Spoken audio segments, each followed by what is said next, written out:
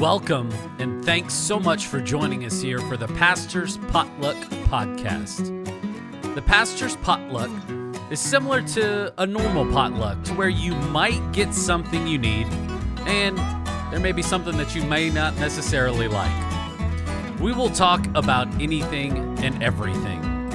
Our goal is to encourage you and maybe in the process, entertain you. Wherever you are listening from, please hit the like and subscribe button. Leave us a review. Let us know how we're doing. If you're ready, let's dig in.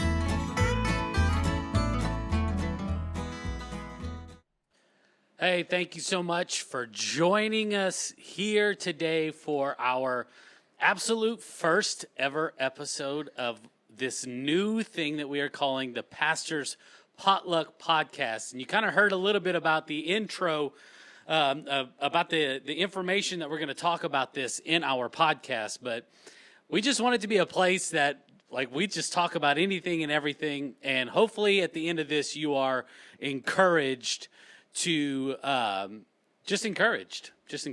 And we're so excited that who better else to kind of get things started with our first one than Pastor Scott here.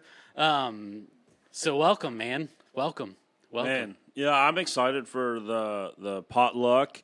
The name, kind of self-explanatory, but you're going to hear from all of our pastors, and we're just going to cover a bunch of random topics. Yeah. Kind of like a church potluck, which, church folks are big on potlucks, so we hope you're big on the podcast as well. It's one of the things that church people do really well, and that's get together and just eat. And I think there's always like a really upside about that, because you always look for those specific dishes that you grew up with. You're like, Sister Johnson, she had the best, blah, blah, blah. Or, this person always had like the best, but there's always that one dish that's just kind of like random and off the wall. That's going to be this podcast. No, man. At the potluck, the thing I'm always looking for now, and I didn't even know about this until I came into church ministry, is the grape salad. In fact, it's my favorite kind of salad. It's really the only salad that I'd like to eat at any point. And I like that they call it a salad because it makes me feel better when I eat a lot of it. But there's nothing about it that's a salad, right? I mean, there's grapes. That's a fruit. So yeah. I mean, well, they do have fruit salad, but for me, like a Texas person, I'd never even heard of grape salad.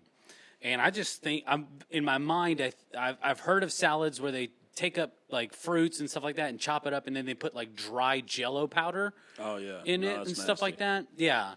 But explain to me what grape salad is, because I've heard people talk about it, but I don't even know what it is. Man, this is a heck of a way to kick off a podcast, talking about grape salad. I don't even really know what it is, to be honest. It's clearly grapes, and then it's got some like mixture of cream cheese and different stuff on it, and then it's got like, I think, walnuts that are like caramelized and brown sugar and all this on top. It's just incredible, as you can tell. It's not a salad in the formal term of salad, but it's very good.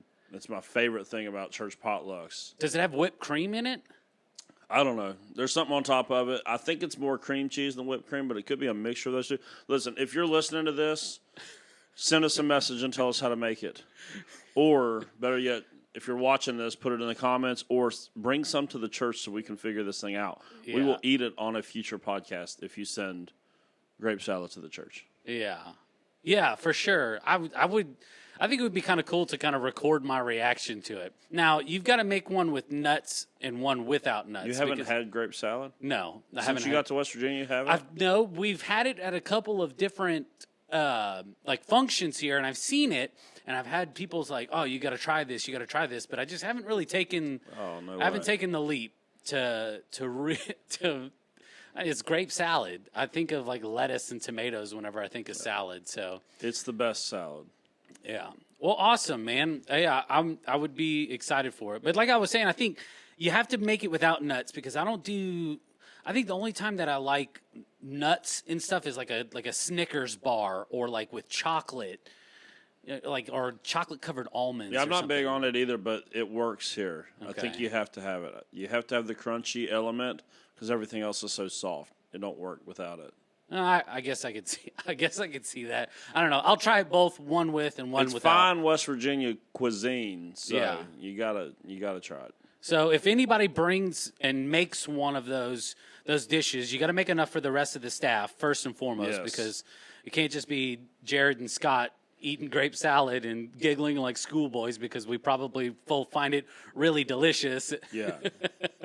But yeah, make enough for the whole staff and bring some up. That would be awesome. That's your homework for this week is make some grape salad so we can enjoy it. Awesome. So one of the things that the goal of this podcast, like I said, mentioned earlier, is to encourage people. And I want to kind of get to know your story a little bit better. Now, you and I have had like really good conversation about your upbringing, but there may be people out there that don't know who you are. You know, maybe they're joining and listening for the first time. So I want to dive into your childhood and then like in a nutshell, like get us up into the point to right before you committed your life to Jesus. So I was raised here in Charleston, West Virginia. I've lived somewhere in the Greater Kanawha Valley my whole life except for 4 years when I was in Morgantown getting my first bachelor's degree. But as a kid, we were raised in a Nazarene church here in Charleston. My family actually lived on the church property until I was in 6th grade. My mom ran the daycare at the church. We were at the church every single time the doors were open. We were at the church. That was just, I mean, when you live on church property, you don't have an option to skip church. No. Because everyone knows, like, your car's in the driveway, you better be at church. So we always had to be at church. We were there all the time. Tell people I had a drug problem. I always got drugged to church every single time the doors were open.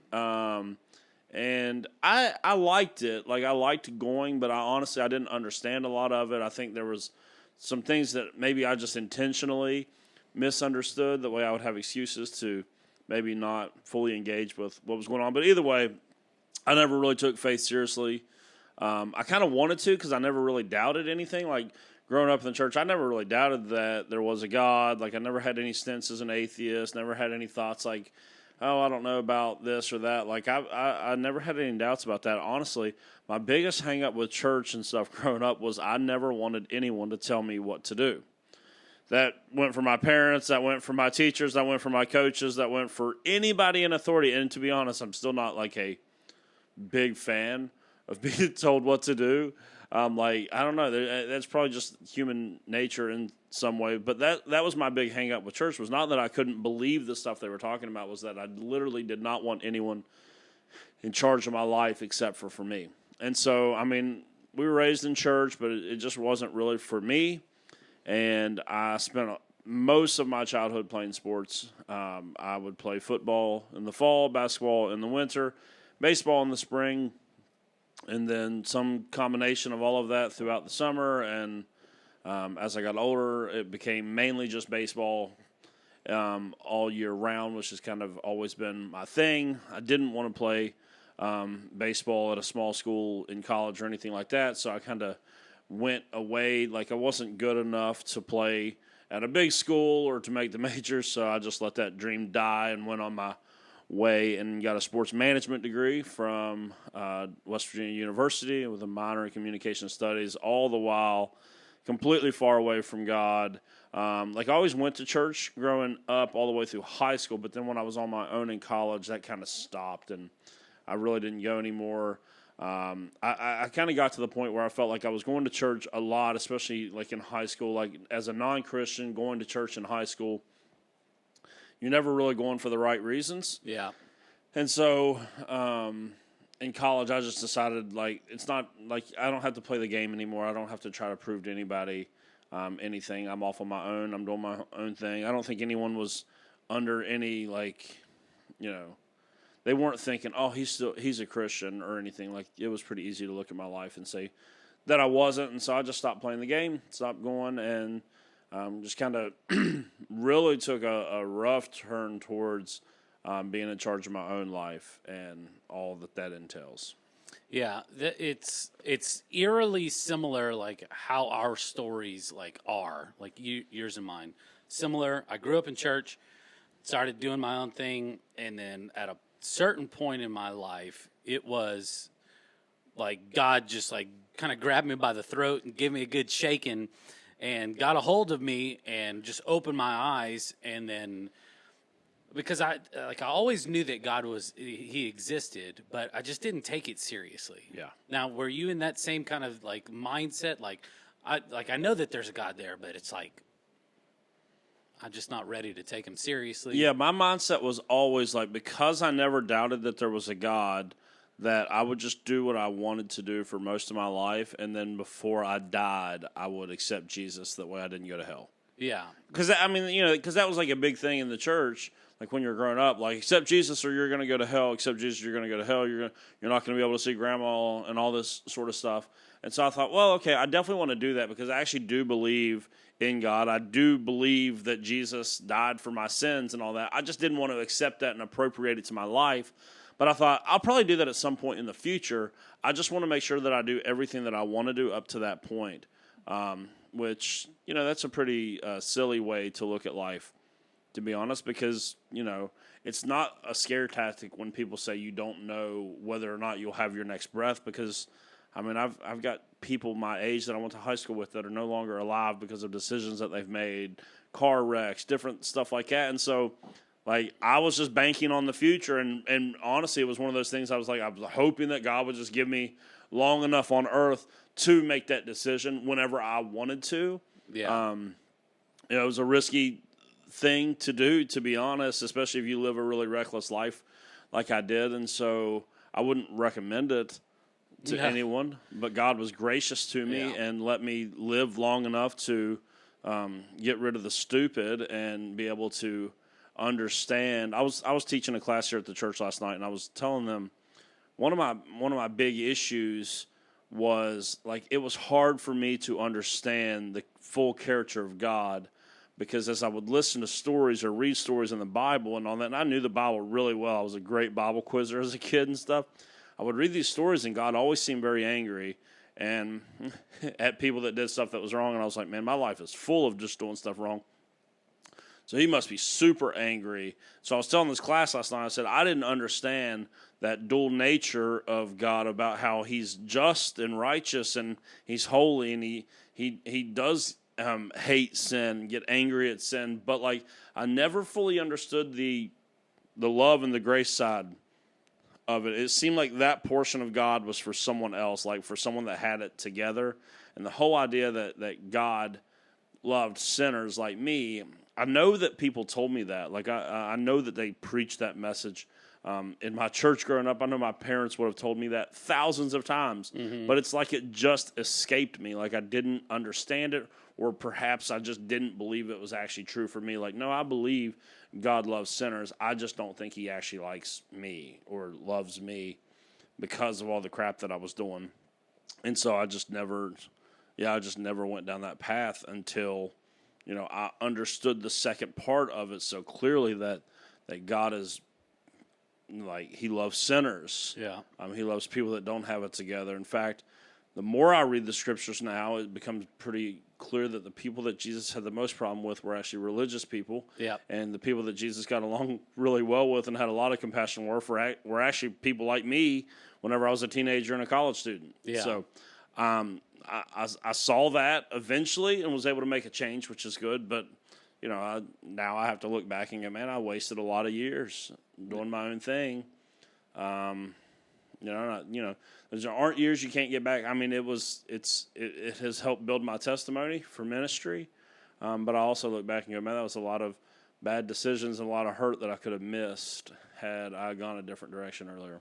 Yeah, it's one of those things where I don't know if I'll ever be free of that thought as well for the rest of my life, and I hope that I am. But it's just I'm always thinking how many lives could I have impacted during this, from the ages of 15 to 20, 31.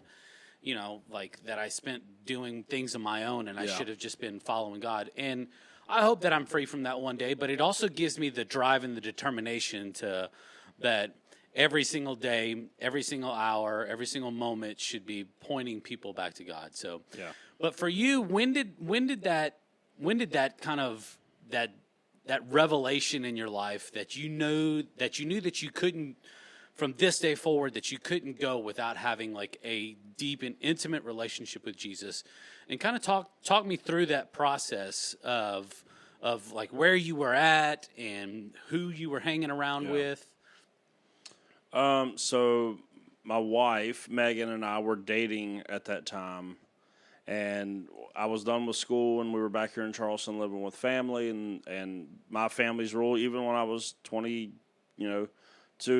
years old, was if you want a place to live, you got to come to church on Sundays. And Megan's family had the same rules, so we would alternate going to Southridge one week and Elk River, my home church, every other week. So we would just go back and forth, going to those different churches.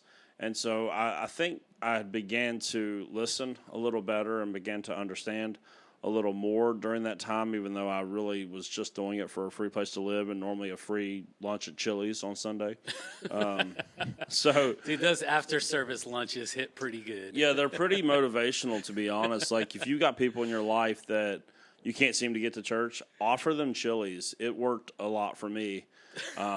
And I know people that it would work really well for. So that was kind of where Megan and I were at. And Megan ended up getting saved a couple months before I did, and she got saved at my parents' church.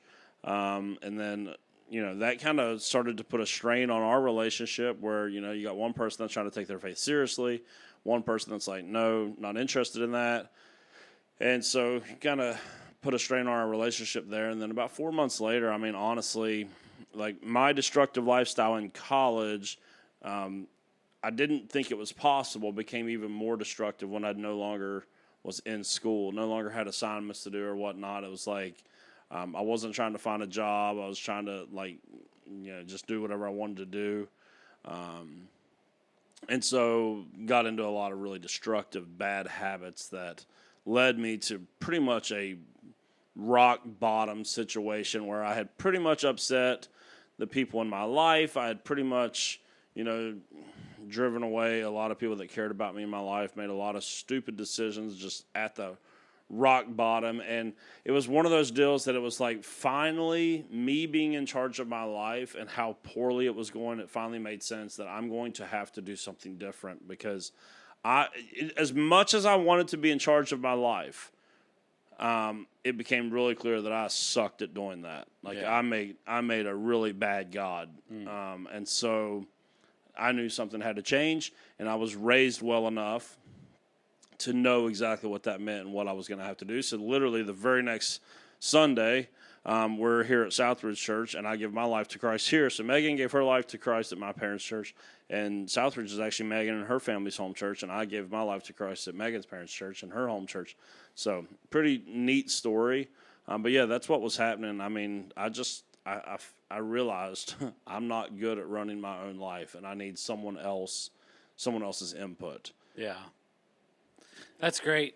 I mean, it's like I said, I mean, it's just so eerie, like how similar our stories are.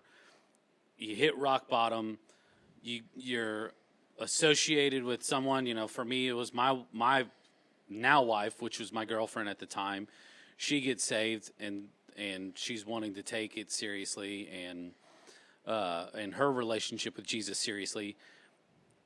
I hit rock bottom. I'm still drinking and partying and all this other stuff, and then God just gets a hold of me, and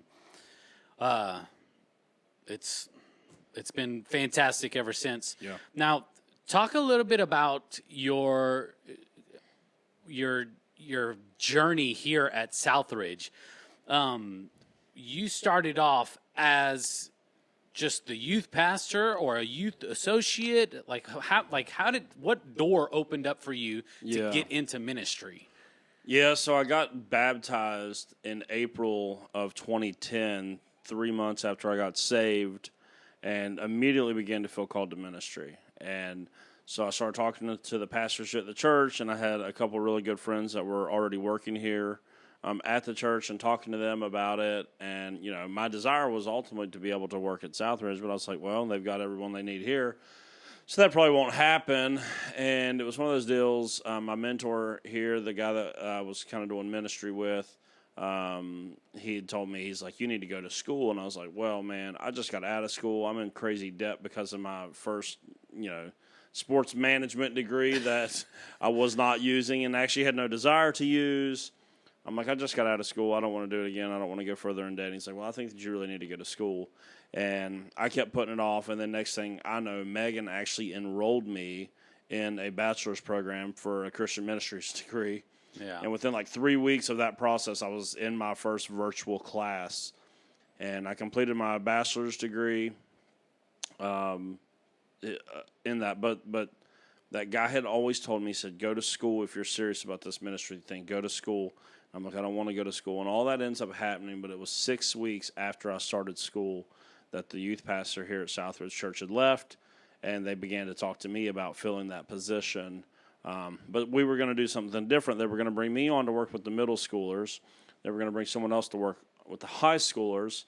And so they bring me on in December 1st, 2011. So this December will actually be my 10-year anniversary here at Southridge. All right, we could celebrate with some grape salad. Yeah, that would be awesome. What a great way to celebrate. So they didn't end up bringing that other guy on, and so I ended up being I was the middle school director for, 3 weeks, and then I was the youth director where I took over the whole ministry, and then a couple months into that, they made me formerly the youth pastor because I started the ordination process and all of that. I did youth ministry for about 18 months, and our church was going through a little bit of transition, and I told the lead pastor that I thought, man, I don't think this youth thing is ultimately what I'm going to do. Like, I could do it for longer, but I'm not sure it's necessarily for me.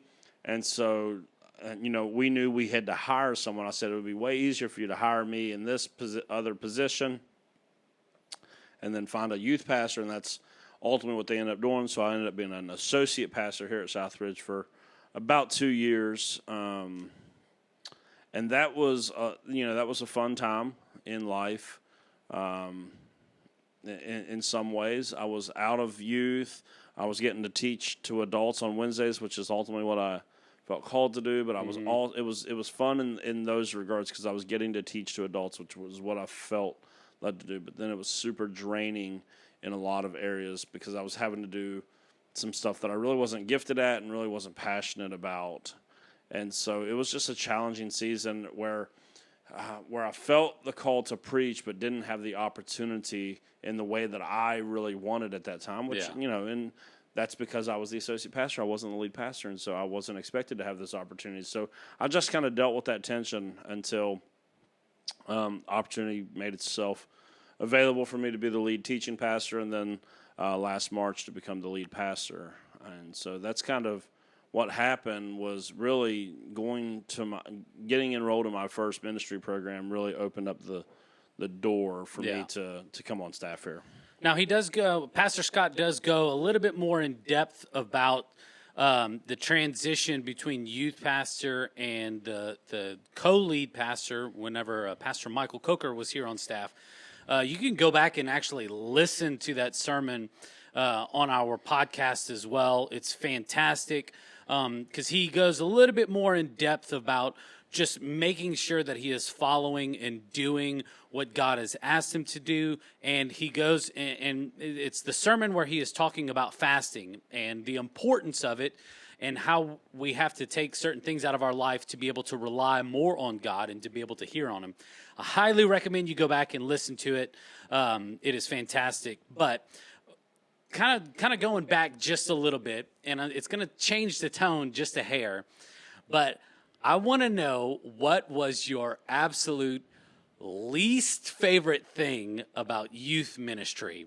Now, and I want to preface this by saying ministry sometimes it can get kind of finicky sometimes, and especially whenever you're dealing with kids and youth. And so that's why you always, always, always have to be praying for your pastors.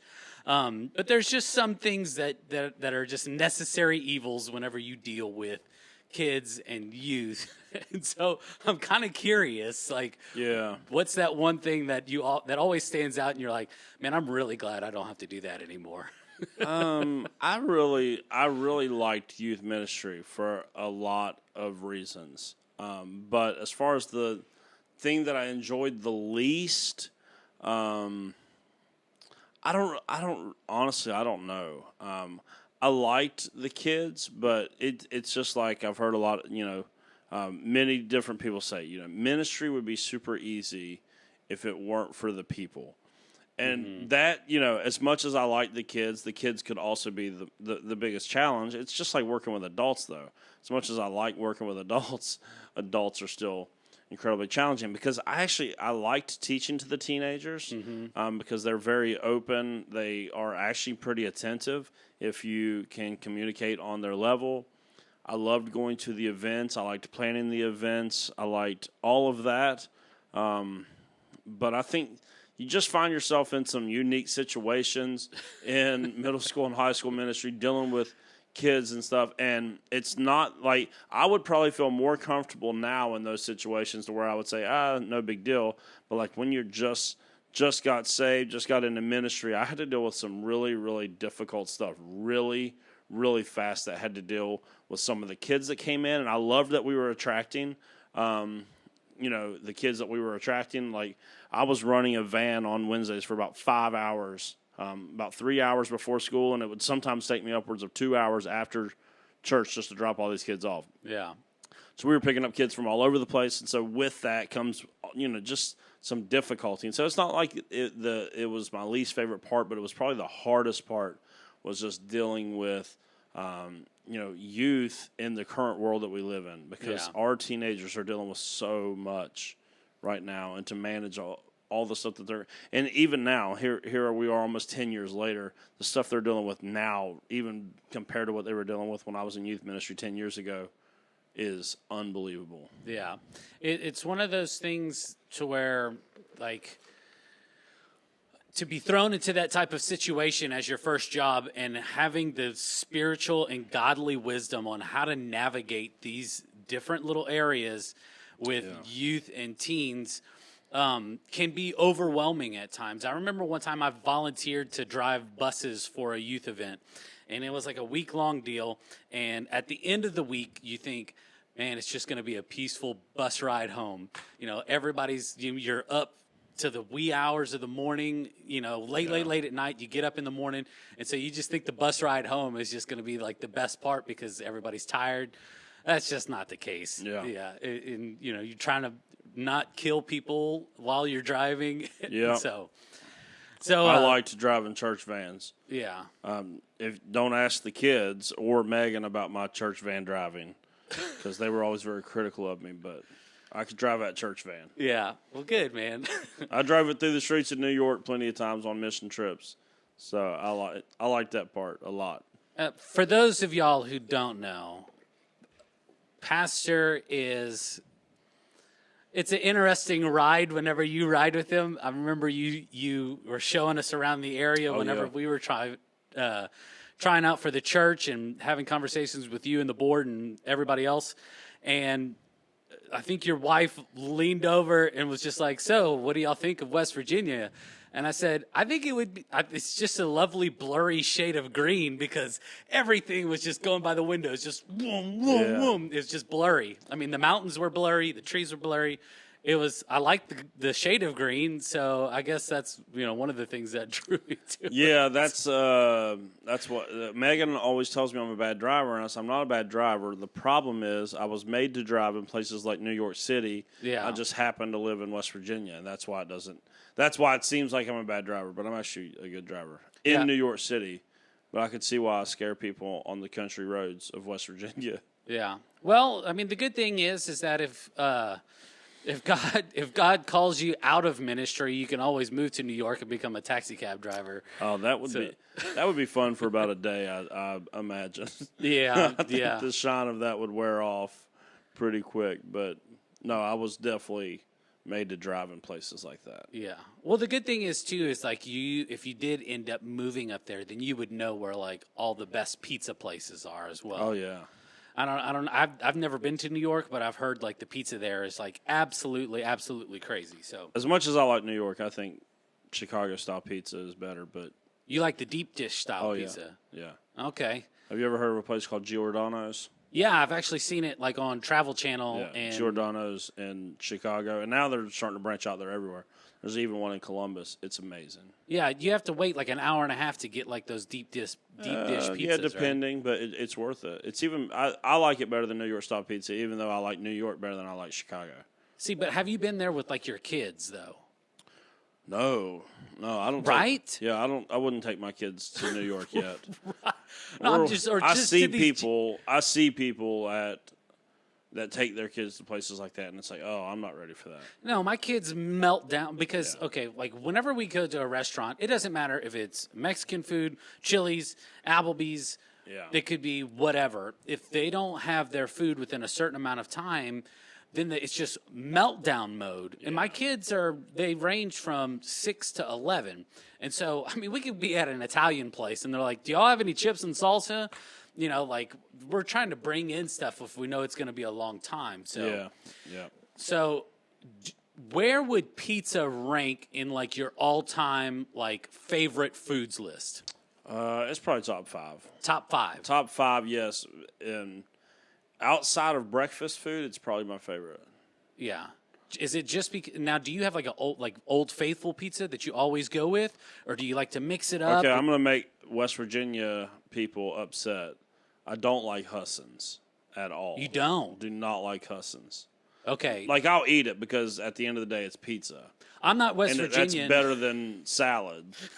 But around here, I love as far as chain. Okay, so I like Pizza Hut. Yeah. Megan hates Pizza Hut. So you can imagine, I never get to have Pizza Hut. Do y'all have Papa John's here? We have Papa John's. It's one of my favorites. Once again, Megan doesn't like it. I never get to have Papa John's. Her favorite is Husson's. So guess what I eat a lot of? Husson's. And I really don't like it that much. Like, it's pizza, so I'll eat it. It's really not a big deal. But my kids love Geno's. Like, a lot. Like the Tudor's place? Like that's always with Tudor's? Yeah. Oh. Yeah, it's my like kids drive-through pizza? I No. mean, I've never had it. You can sit down. You can sit down in there. Our kids love that place. Okay. And my family, like, we grew up on Geno's. Like, those people that are from around here, you'll know 2 for Tuesday. Like, you go in there and get 2 pizzas for the price of 1 or 2 spaghettis, lasagnas. We were there, like, every Tuesday. Okay, this podcast is not sponsored by Geno's Pizza and Subs. But, no, I like Geno's. I mean, if y'all want to. I'm still down completely with, as far as chains go, Pizza Hut. Okay. But locally, like, Pies and Pints is real legit. What's the name of that place that we did for lunch a couple of times? It's like a $10. You get like a personal pizza and a salad, actually. Oh my goodness! And a drink. It's in Pepperoni Grill. Is it in Canal City? Yeah. Pepperoni Grill. That's fantastic. Yep. Hit us up if you want to sponsor us, Pepperoni Grill. Yeah, right. No, Pepperoni Grill. That is such a good place for lunch because $10, salad, pizza, drink. And you usually leave with food. Oh, yeah. I mean, it's so good. You can even do the cauliflower crust for like $3 extra. That place is legit. Yeah. It kind of shocked me. The first time that we went, you got cauliflower pizza. Yeah. And it's good there. I mean, you're very, very adamant. There's like only like maybe 3 or 4 vegetables that you like. Yeah. Because vegetables are the food that my food eats. Yeah. So yeah. But their cauliflower crust, you would never know. Ever. It's so good. Yeah. You're like the modern day Ron Swanson. Yeah. So it's that's how but when it comes to Pizza Hut, when it comes to chains, Pies and Pints, Pepperoni Grill around here is fantastic. We had some good pizza at the Pitch as well. Yeah. But that pizza's probably in my top 5, but I am a breakfast person. Yeah. First and foremost. Through and through. And we could probably save this for another episode, but I know that you and I could probably talk breakfast for we'd be here till I don't second have to return eat of anything Jesus. else. Like, honestly, I don't even have to eat anything else ever other than breakfast. except for the fact that people make me eat other stuff. Yeah. Because I just love it. Like, even bad breakfast food is better than good lunch food, in my opinion. I just love breakfast food. It started like as a kid, and Landon is the same way, and I absolutely love that about him. I know. That's going to be so awesome, like you two being able to create those memories. Oh, he loved, man, RIP to Golden Corral. It didn't make it through the shutdown. Oh, that was our spot. Megan hated Did they do breakfast? Yes. Golden Corral breakfast? Breakfast buffet. And before Landon turned 5 or 4 something, he was free. So me and him could go. He was free, and he would just go nuts, eating like one bite of each little thing of breakfast. We loved it, but it didn't make it, which is sad. And actually, every time we ask Landon what he wants to eat, he still says Golden Corral. I'm like, buddy, it's closed. But that was his spot. In fact, he had a birthday dinner at Golden Corral a couple years ago. He loves it that much. Yeah. So he's devastated about not having the breakfast buffet there anymore. Dude, kids are funny because my oldest, whenever he was younger, we always let them pick out like what they want to eat for their birthday. And Nolan was like, I want McDonald's. Yeah. Or they had this place in San Antonio, and it was called Incredible Pizza. It was like a pizza buffet, and they had all kinds of video games, but they called it Pizza Planet because it reminded them of of that place in Toy Story. So you love breakfast food, you like pizza. And you and I had a very interesting conversation. One of your absolute least favorite things to eat is seafood. Yeah, I don't do any seafood. Which is, like, it blows my mind because... It blows everyone's mind because they're like, you're an adult, right? I'm like, yeah, I'm an adult. I won't... It don't matter what it is. Yeah. Like, people that, like... And here's the worst type of people for me. They go, well, it's not that fishy. This type of fish ain't that fishy. No, it's a fish. Okay? At the end of the day, it's a fish. And so it's gross. Now, most of the seafood that you have had, have you ever had something that was like caught that day, skinned, filleted, scaled, put in a pan with like butter, salt, and pepper, and then like just grilled or pan fried that way, or even like dipped in batter and fried in a way to where you just like you had it and it was like alive in the ocean like a couple hours before? Have you ever had something that fresh? I don't know if I have, but honestly, I've tried a lot. Yeah. And I don't like a lot of it is the smell of it grosses me out. Yeah. The texture of most fishes.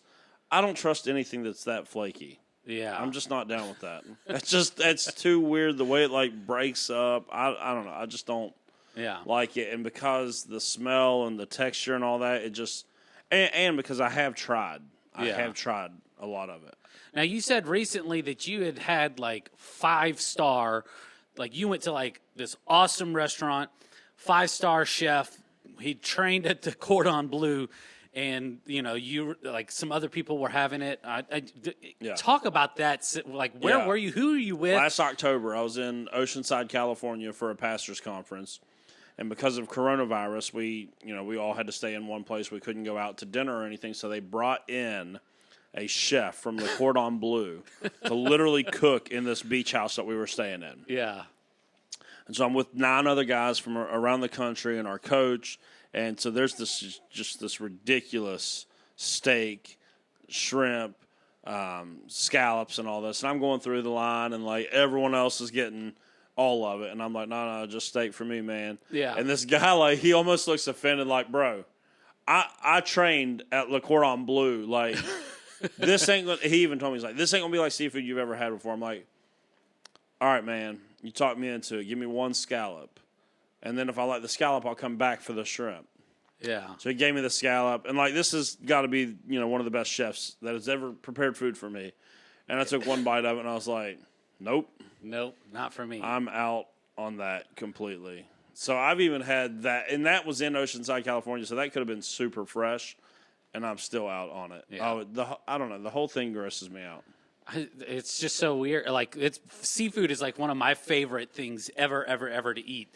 And so, like, this is going to sound really funny, and my dad will probably laugh whenever he hears this. But whenever my dad used to be a smoker, right?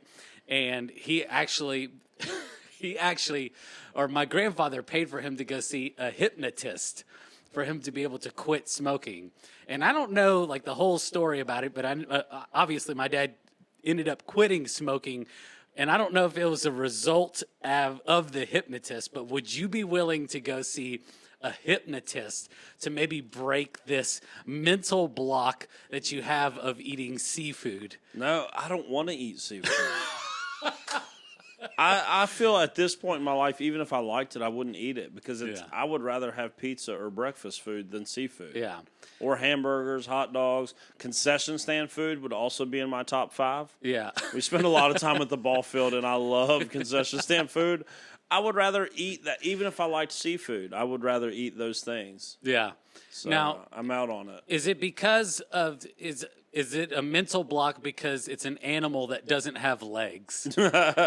No, it's because I know that, and like once again, people go, "Oh, it's not that fishy," or "This stuff doesn't smell like."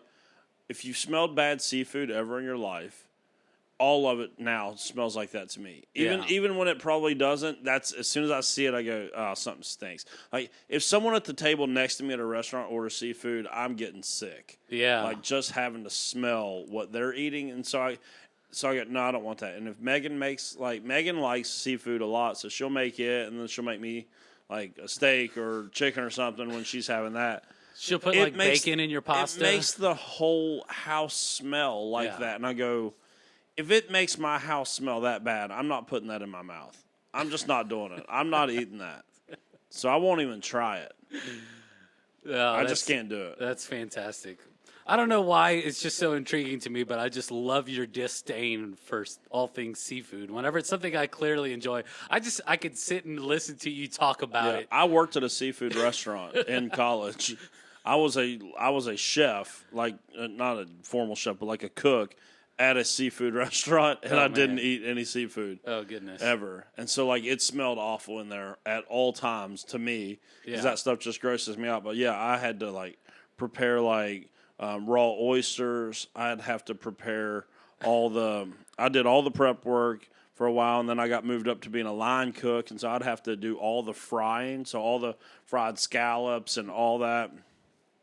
No, I'm out on all of it. Yeah. Now, did they offer anything else there, or like was it just like typical seafood dishes? It was pretty much all seafood. Like you could get a burger or a steak, but like nobody did that. Yeah, no, except for me. Yeah.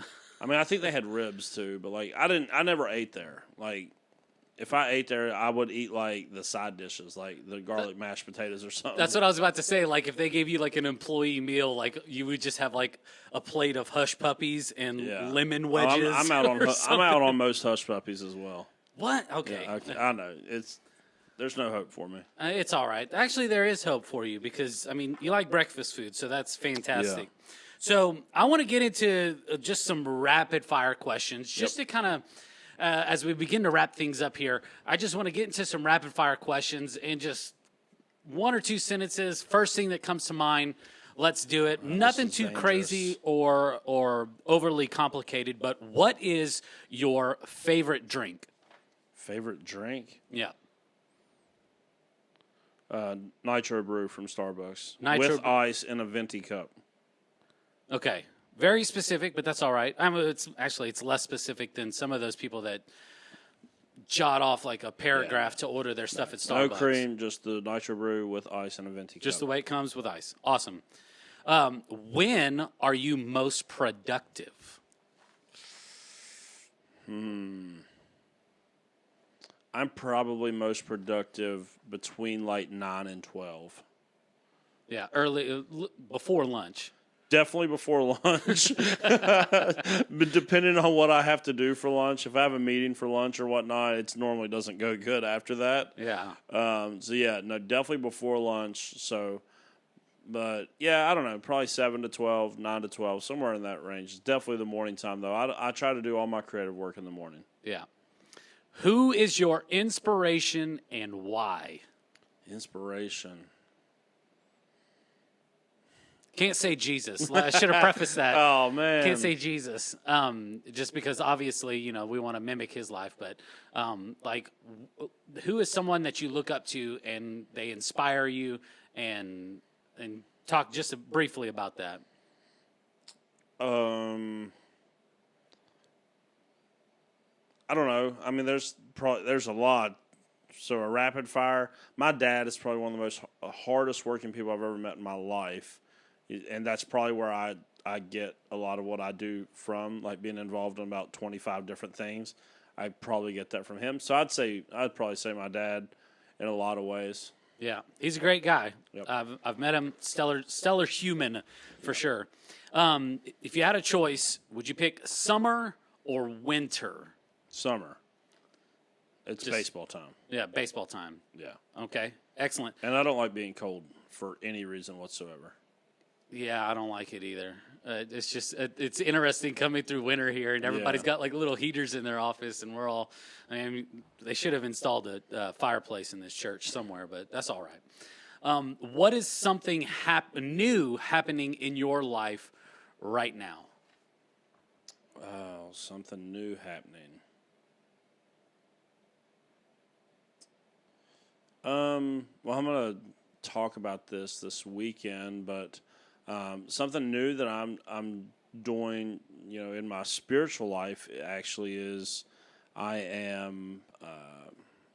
set reminders on my phone. There's a old discipline called the daily office where you just throughout the day have set times that you'll stop and pray. That's something new that I'm doing right now. Spiritually now, in my other, outside of that, I'm on a new softball team. I'm pretty pumped about that. I like playing men's softball, so yeah, those are new. Other than that, it's kind of business as usual, I guess.